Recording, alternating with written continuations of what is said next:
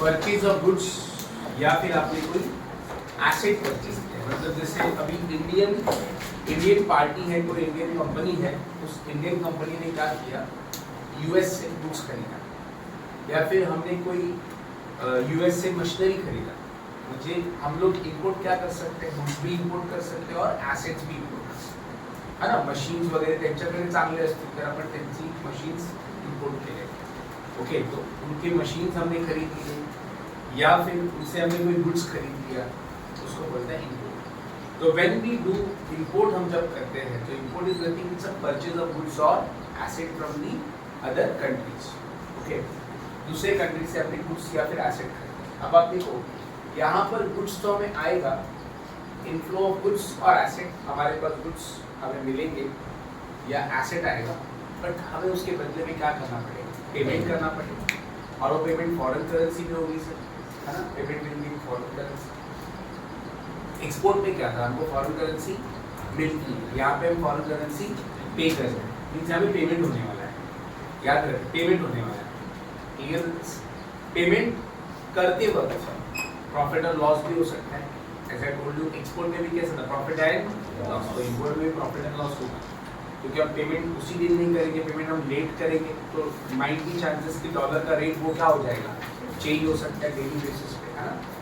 तो यहाँ पर कुछ एंट्रीज हम लोग पहले देख लेते हैं, सेम एंट्रीज है, बट वहाँ पे एक्सपोर्ट की एंट्रीज थी, यहाँ पे इंपोर्ट का एंट्रीज। यहाँ वहाँ पे हमें अमाउंट रिसीव होता था, यहाँ पे हम अमाउंट पे करेंगे, समझ में आया। आगे 31 मार्च को वैल्यूएशन होगा, जैसे हम हमेशा करते हैं। वैल्यूएशन कब करना है सर, आउटस्टैंडिंग रहेगा तो, और फिर वैल्यूएशन के बाद एफईएफ को क्लोज करना है, फिर नेक्स्ट ईयर वापस एंट्री करना है, म्हणजे तेच प्रोसिजर आहे जे आपण केले, फक्त एंट्री में थोड़ा सा चेंजेस है। अब क्या चेंजेस है वो हम अभी देखते हैं, तो है ना। तो सबसे पहला एंट्री जो होगा हमारा, फर्स्ट एंट्री वो होगा सर आपका इंपोर्ट ऑफ गुड्स, या फिर आपने क्या इंपोर्ट किया होगा, एसेट्स।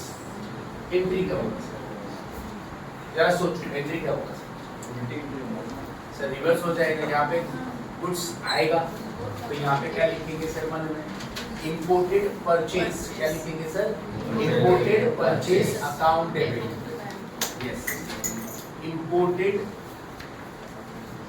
Purchase account debit. समझ में आया, इंपोर्टेड परचेज। अभी याद रखना, इंपोर्टेड परचेज हम लिख रहे हैं, ये परचेज वर्ड गुड्स के लिए यूज करते हैं, किसके लिए बेटा, गुड्स। जब हम कोई गुड्स परचेज कर रहे हैं तो हम इंपोर्टेड परचेज लिखेंगे।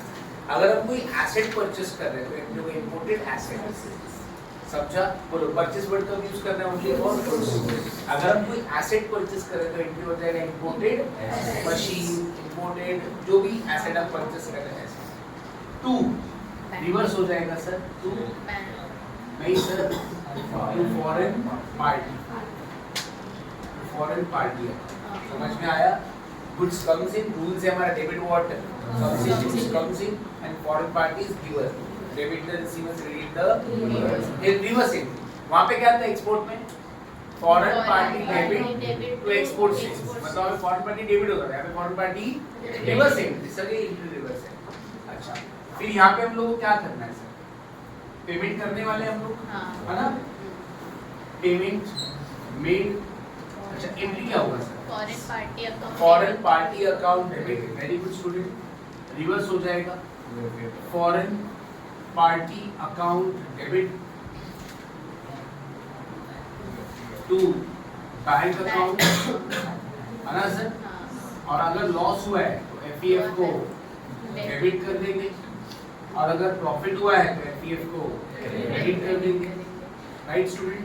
तो कुछ भी अगर लॉस है तो debit all expenses and losses, FEF will be debited. अच्छा, लॉस कैसे होगा, एग्जांपल ले लेते हैं। समझो मैंने जब परचेज किया था तो रेट था सर 50 रुपीज का, पर डॉलर 50 रुपीज था। अब मैं पेमेंट कर रहा हूँ समझो 51 से, तो क्या होगा, पेमेंट जास्त करतोय ना सर आपण, बेस रेट कितना था 50, पेमेंट मिळत नाहीये तुम्हाला, पे कर रहे हैं सर आप लोग, तो 50 was your base rate and you are paying 51। कैसे रिकॉर्ड होगा sir, foreign party account debit FEF account debit 1 rupees loss and to bad. अच्छा अगर मैं समझू यहाँ पे 40/80 पे करूँ तो क्या होगा? यहाँ पे मैं बोलूँगा मेरा 2 रुपए बच गया। बेस रेट कितना था? 50 and I am paying only 48 तो उस वक्त प्रॉफिट होगा। तो यहाँ पे पैसा आ नहीं रहा है, पैसा जा रहा है। तो 50 से कम पे करेंगे, बेस रेट पेक्षा कमी पे केलं, बेस रेट से कम पे किया तो प्रॉफिट है, और बेस रेट से ज्यादा भर दिया तो अपना लॉस है। Clear with this? अच्छा और फिर ये हो जाने के बाद आप ईयर एंड में क्या करोगे? वैल्यूएशन। ईयर एंड में पहला एंट्री क्या होगा? वैल्यूएशन। ओके और सेकंड एफईएफ को क्लोज करेंगे। सर ये दो एंट्री तो आपको कंपलसरी करना है ईयर के एंड में। वैल्यूएशन पण कधी करायचं? Sir valuation outstanding. Clear with this? तो very first entry will be import, second entry वो पेमेंट जितना भी पेमेंट रहेगा वो, और बाद में ईयर एंड कंपलसरी आपको ये दो एंट्री करना पड़ेगा। चलो सर लिख लो फिर हम सम्स करेंगे।